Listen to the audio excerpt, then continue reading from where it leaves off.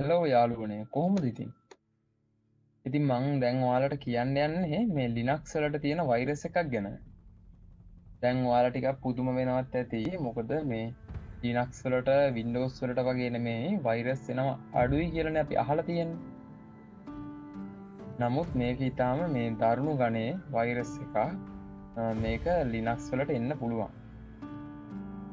මේකට කියන්නේ මේ rootkit. rootkit කියලා තමයි මේ වෛරස් එකට කියන්නේ. ඔයාලා හැමෝම දන්නවා. ඉතින් root user කියන්නේ ඇවිල්ලා Linux එකේ ඉන්න බලවත්ම එයා තමයි ඒකේ ඉන්න සර්ව බලධාරී user පරිශීලකයා. ඉතින් එයාට ඒක කරන්න බැරි දෙයක් නැහැනේ. මේ rootkit කියන වෛරස් එක කරන්නේ ඒ සර්ව බලධාරී පරිශීලකයාට තියෙන හැකියාවන් දුරස්ත වෙන කෙනෙක්ට පාලනය කරන්න අවස්ථාවක් අරන් දෙන්න. එතකොට ඔයාලා දන්නවා root කෙනෙක්ට වෙනස් කරන්න පුළුවන් දේවල් ගොඩාක් තියෙනවා හැමදේම වගේ Linux එකේදී වෙනස් කරන්න පුළුවන්. ඉතින් ඒ හැකියාව පිට කෙනෙක්ට හම්බුනොත් කොහොම වෙයිද?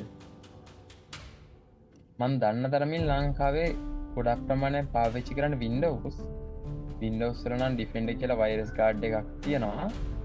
දැන් Linux වලට වෛරස් එනවා අඩුයි කියනවනේ. ඒ එනවා අඩු වෙන්නත් හේතුවක් තියෙනවා.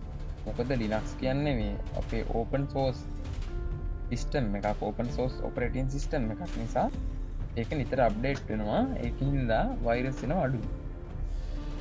මේකෙදී එන එක වළක්ව ගන්න ක්‍රම තියෙනවා. මොකද මේ අපිට පුළුවන් නම් වෙන කෙනෙක් අපේ මැෂින් එකකට පෙන් එකක් එහෙම ගෙනල්ලා ගහන එක නවත්තන්න.